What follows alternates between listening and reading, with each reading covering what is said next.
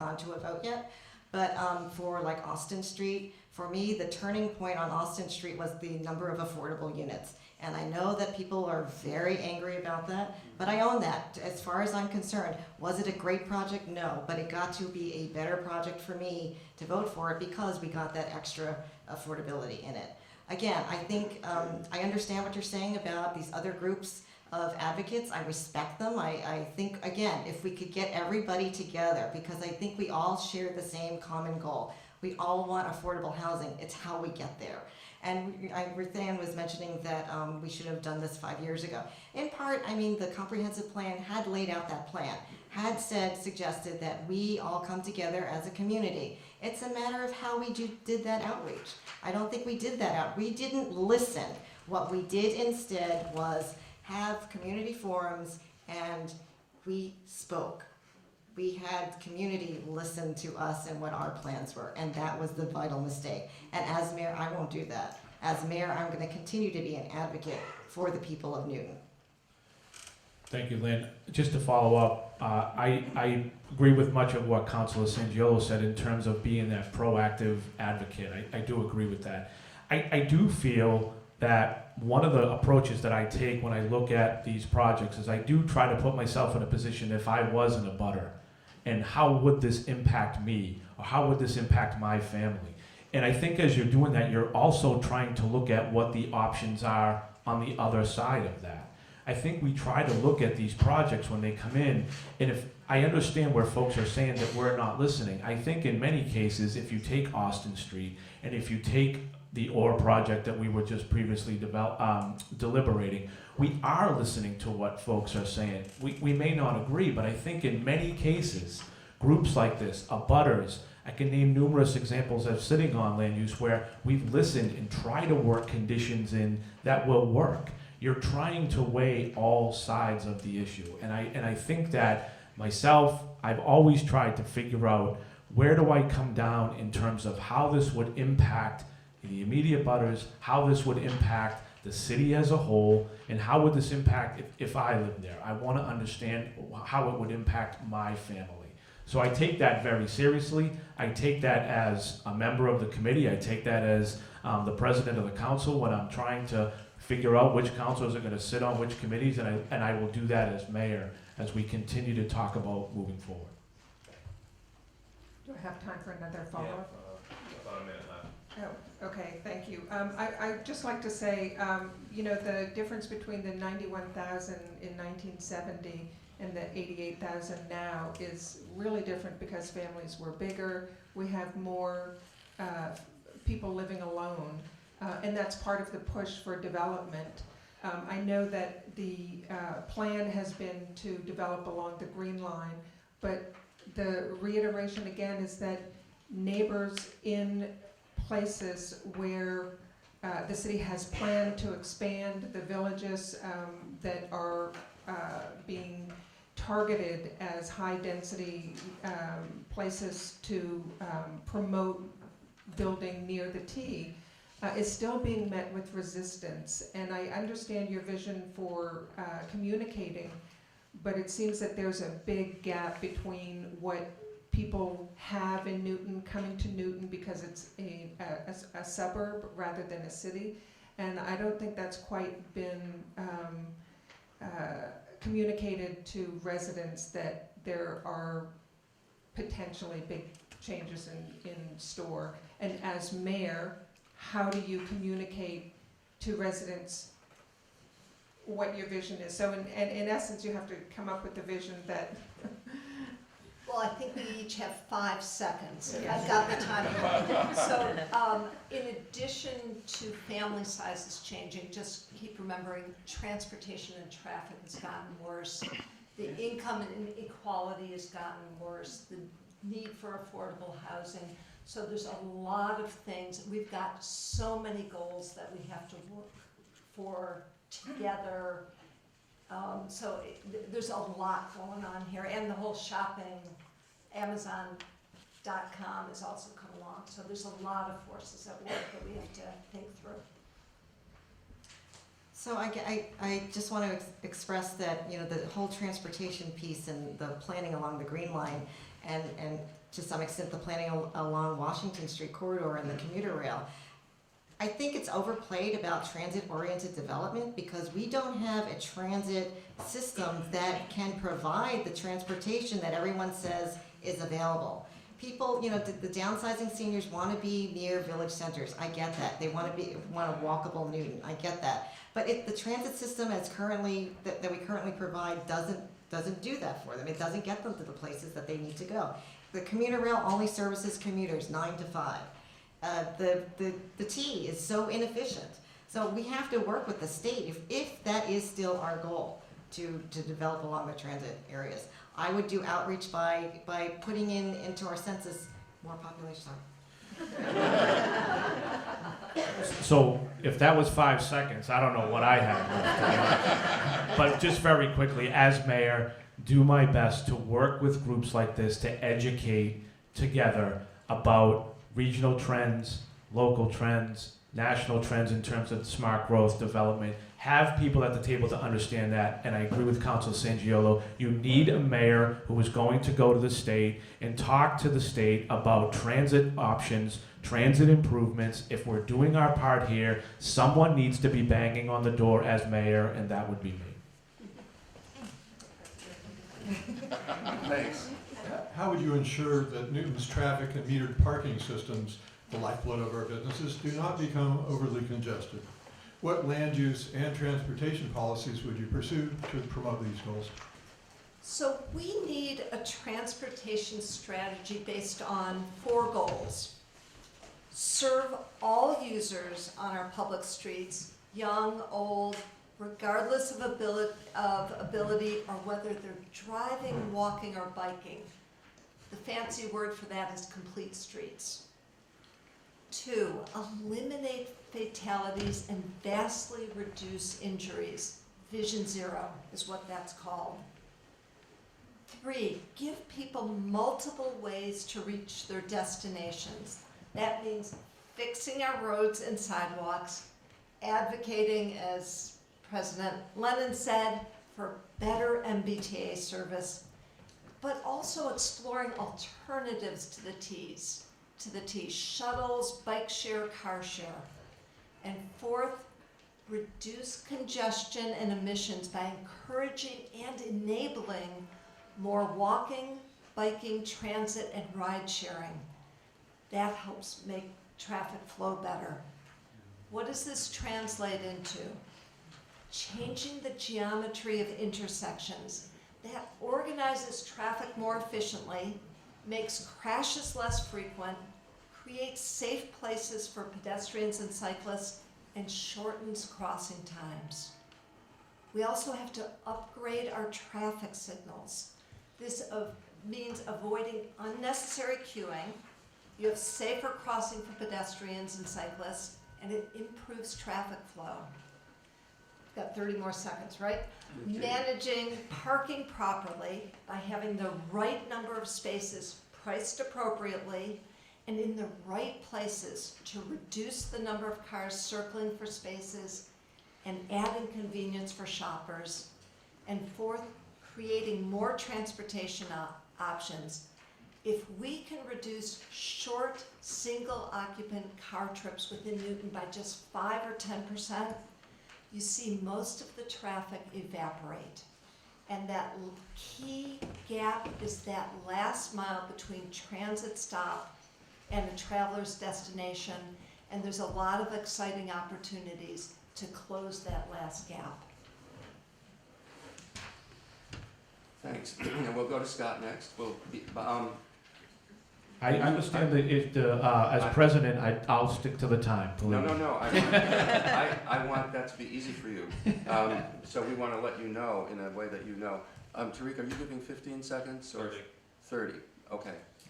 Great, thank you. So to specifically your question, Peter, about parking and being the lifeblood of our businesses, I do partially agree, but I also believe that lifeblood is with regard to the customers that go to the local businesses.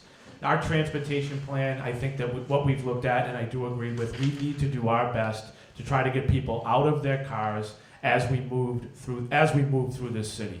We need to continue to promote safety, biking, walkability, public transit, and vehicles. How will we be doing it and where we're going? Parking needs to be online with safety and our different modes of transportation. We need to ensure that the parking needs of businesses. Yes, I will agree with that. I am also strongly will ensure that transit demand management includes access, turnover, and enforcement. One of the things I do hear from small business owners in my area is that there's a balance to the enforcement. They like the turnover, but there's also sometimes an increase in enforcement when someone's just running in to get a sandwich or to get their hair done or go to the nail salon. There has to be that balance.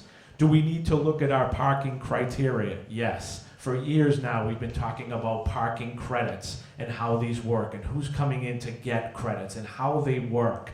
And if you have a restaurant that's going in that's part of our village center and part of the vitality of our village center, how do we make that work for them in terms of being able to park in the evening? How can that count towards what we're doing? So I agree, we need to continue to assess needs, technology, and the philosophy of having more parking that encourages more cars. I do subscribe to some of that philosophy, but I wanted to make sure I stuck specifically to your issue about parking. Amy? First, I think we need to do a parking assessment. We have to understand the particular needs of the community and the businesses. We got to develop a menu of options for all users by identifying areas that are appropriate for short and long-term needs and restrict parking accordingly. This has worked here in Newton Highlands and is working in Auburndale.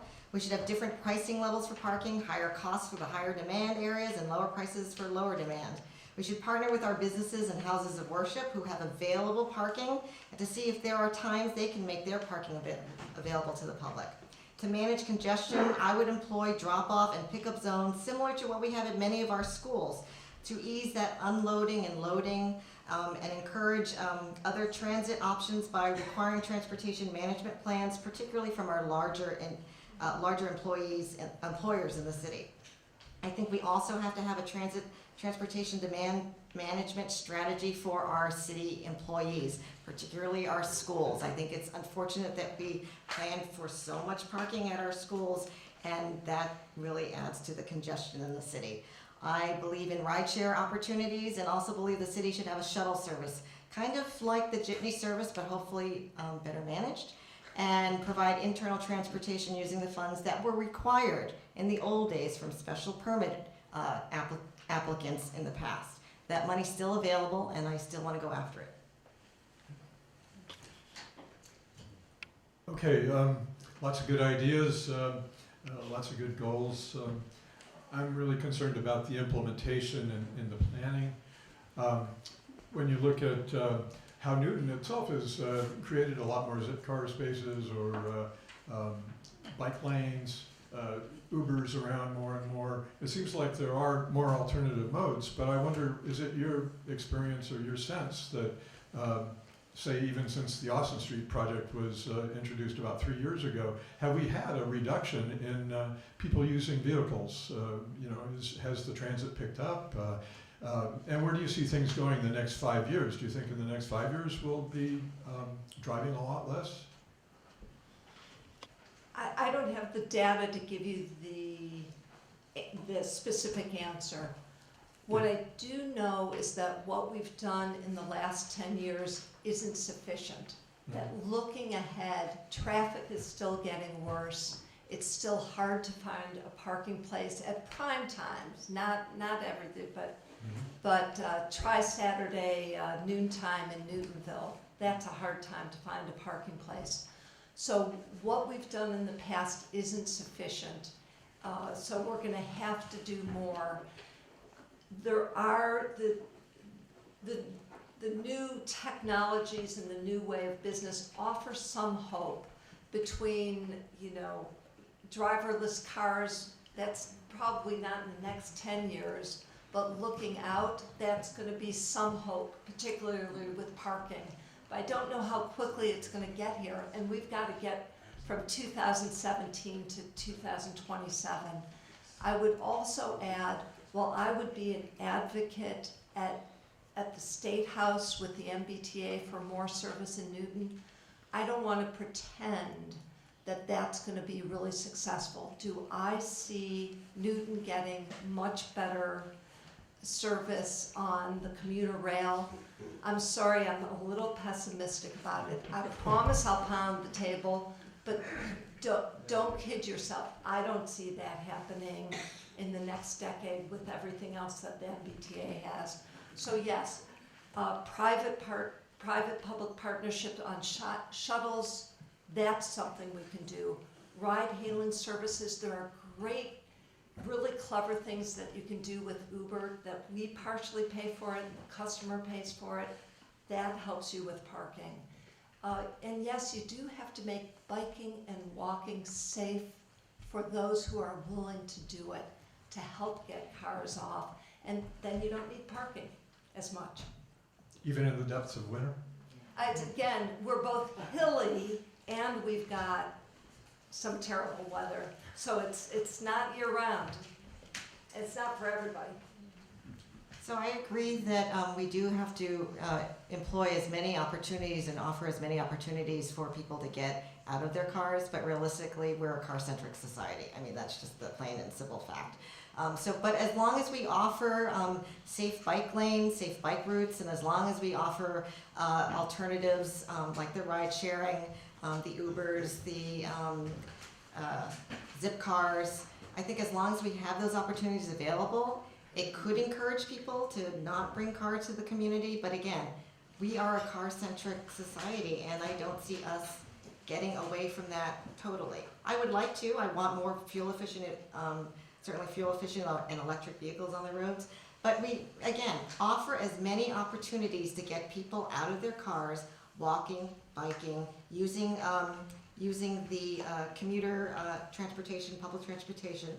We have to advocate. Ruthanne may be a little more pessimistic than I am, but I think as long as we go and we continue to advocate to the state, we have a fighting chance of getting the kind of service that we deserve because it cuts all through Newton. Peter, I'm going to try to answer your question very directly. When you talked about what we're looking back and what we're doing looking forward, let's ask the businesses. Okay. Let's bring them to the table and ask, what are their customers saying when they're coming in or not, or customers that used to come or not, and figure out what we're doing. Bring them then to the table with our EDC, with our regional chamber, with our area councils, with the businesses. Again, I'm getting back to proactive, balanced communication. You talk about the lifeblood, if it's parking, if it's customers, well, let's get them to the table and let's figure out what's working for them or what's not working for them. Still have some time? Yeah, 1 minute total.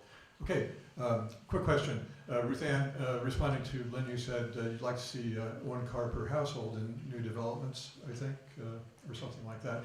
That was the formula they tried in South Boston, and South Boston found that it didn't work that well. They had to rezone. Now it's 1.5 to 1 in their new developments. So I wonder, to my mind, it seems like South Boston's more transit friendly than we are. It's got more options. So do you think the 1.25, for instance, at Washington Place and the Orr Block, is that really going to be enough for people? We've got to get that parking requirement really refined, and you got to get it right. And I make a big distinction between the commuter rail and the Green Line. The amount of service is so different that I think we need different parking requirements in a Newton Center to a Newtonville. And do we have it exactly right? I'm not sure, but that's something as mayor that I will make sure we do get right. Okay, Amy? So, yeah, I don't think the parking requirements that we have necessarily reflect the type of developments that come in, and I think we need to revise those standards. Was there enough parking required in that particular petition? I don't think so, but that's just my opinion. I think it would depend on where the project is, what the project is, what the mix of retail to housing is. I don't know if I would want to put one blanket requirement on it. I would want to maybe have some flexibility as to look project by project. So.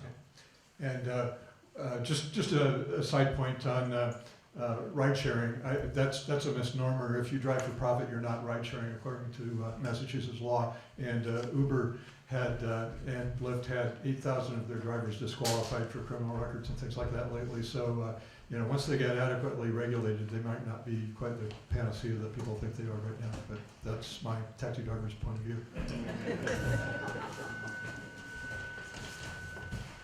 Continuing to refine our timeliness methods.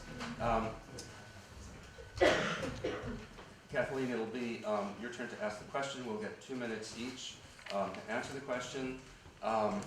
And when you conduct the discussion, feel free to tell people that there's a time limit. We'll keep track of that. And I'd also suggest that you start in various places if everybody's going to, so that people get different chances to talk. Who should answer first initially? Thank you. In this one, Scott answers first. May I call you all by your first name? Yeah. Okay. Thank you for coming and subjecting yourselves to this. I truly appreciate it. Everyone's seen my question, so I'm not going to repeat all of it. I'm just going to get right to the gist of it, which is what are the specific steps that you will take to strengthen the City Council's control over local land use decision making, including the steps you'll take to protect and strengthen Newton's achievement of the 1.5% 40B standard? Thank you, Kathleen. So, interestingly, the question states what steps I would take to strengthen the city council's control. So, as mayor, what I would do is I would express my desire to keep the special permit granting authority with the council, regardless of how the charter vote comes out, because I feel that the city council has done a good job on process over at least my 8 years in talking about land use and where we're going and procedurally and having a chair that buys in. Some of those projects may take longer than some would like, but I think we do a decent job in our due diligence. So in trying to express as mayor how it would strengthen city council controls, I would also, as mayor, make sure that we ensure that the departments that are working cohesively with the process in terms of planning, inspectional services, information technology, engineering, to ensure that they're fully staffed, trained, cross-trained, and how the city staff and the council interacts together with petitioners. As someone coming from land use, from the council, understands that well. As mayor, I think that's how we would go about doing that. So you're not exactly strengthening the city council's control, but you're understanding how their work interacts in the bigger picture. In terms of I think you had asked in your question about I don't think it was two-part, but the 1.5%. So I have felt that 30 seconds. 30 seconds. Okay, I believe that the 1.5 city position is somewhat unclear. I believe in the amount of units that we want to try to provide in the city, but continue to invoke the standard is somewhat confusing to residents across the city. I would want to make sure that calculation is accurate, correct with DHCD input and guidance, and work together so that it's clearly understood by everyone that's involved. That was 30 seconds. I had more. Amy? You're on. So Kathleen, I understand how important it is for the city council to have an independent advice. For years, I've been an advocate for the city council to have its own attorney. I also am concerned about how our city departments, as Scott mentioned, interact with the public.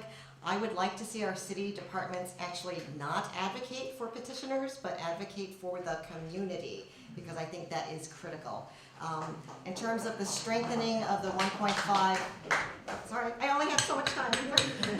I also support the ZBA's invocation of the 1.5% area safe harbor. The city's got to continue to assert control over these large development proposals, because not only because we want to not allow these large projects to come into our neighborhood,